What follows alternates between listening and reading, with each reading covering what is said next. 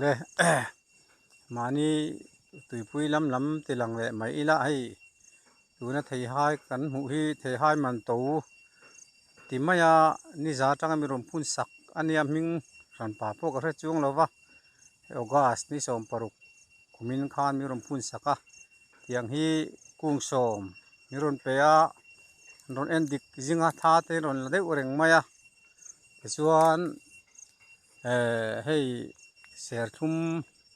kara te khanan phun buka tin chu baka hei lichi hei lichi ani a hei tak hi ala chor thawak lova chuan solai sawn hian lichi po hi kung som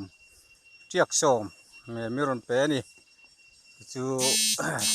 sarkar malak na chi khat te poni ome serthum te po hi akaran om ve zel ani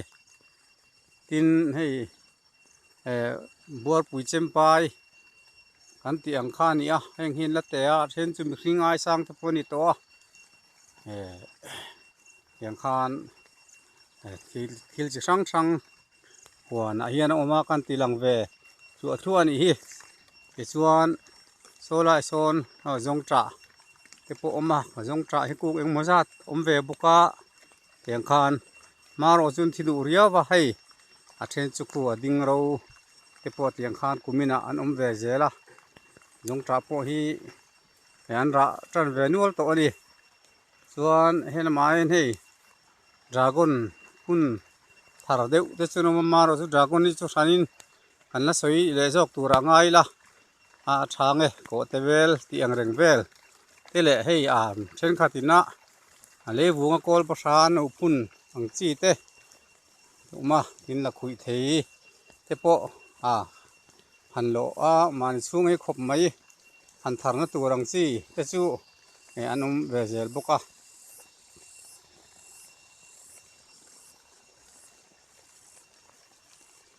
hei mai ra te po hi han lo om ve ni hi thena chuan nal lana chuan heng hi dragon anan chin teres an siam tharami te an ni hloma chuan hela hian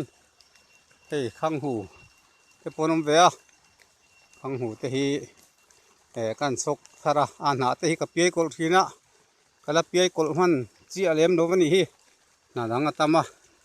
an man huna kan la tianga ko te bel te tin hei sun hlu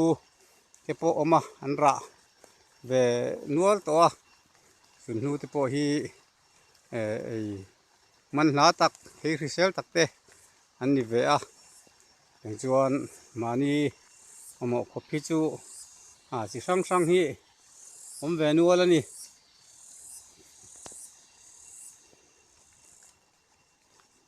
chuan hei thlam tia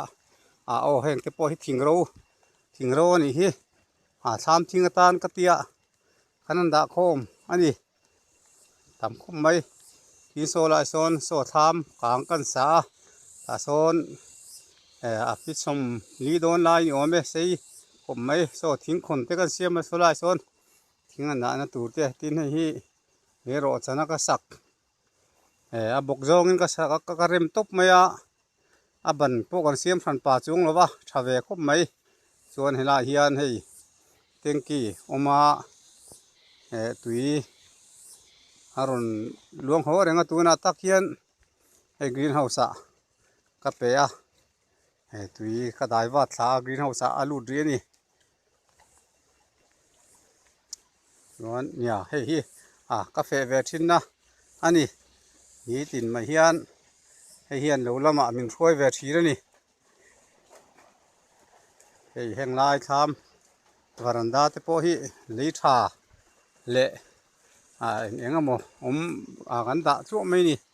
yang hian nok vel rep rup mai hei tui zem lian te po hi thala ru tui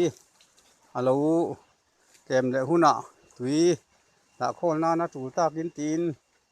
kan han chop lai lo ka ni tham ni varanda lampang atangin ani kalpa de urola ka nia mu te po a siom deuh mai the a phe deuh mai the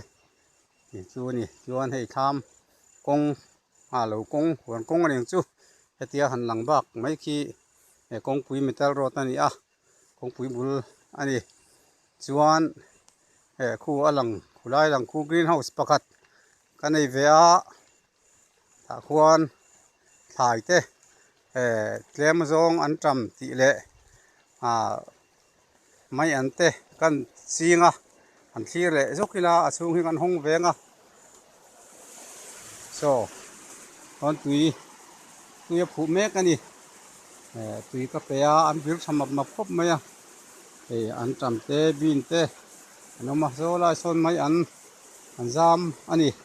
yang hian la hian greenhouse pakhat an en kol tel bawk ani kha dragon lo lama chuan tlang pui ti lan vek ser ni lo ngani lam khuang te pon tama lam khuang te hi chu kan ei pe vak lova kan suat then mai ani kha du tok ri phot mai la thamai ome